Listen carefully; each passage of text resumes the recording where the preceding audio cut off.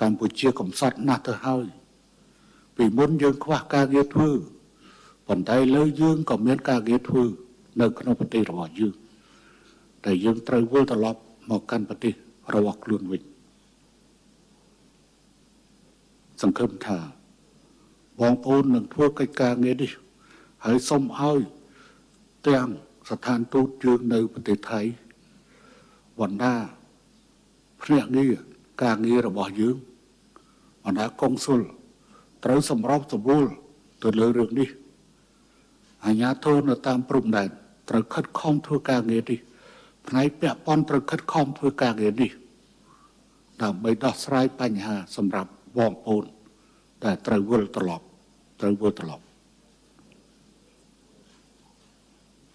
យើងមិនអាចទៅពឹងពាក់គេមួយជីវិតទេត្រូវតែមកស្រុកហើយពេលវេលានេះគឺជាពេលវេលាស័ក្តិសមនៅពេលដែលហើយខ្ញុំនៅតែនិយាយថារឿងព្រំដែននេះវាមិនងាយជាប់ទេអញ្ចឹងការប្រមាថនៅពេលមានបញ្ហាម្ដងការប្រមាថតែមានហើយលើកនេះកម្ដៅកាន់តែធ្ង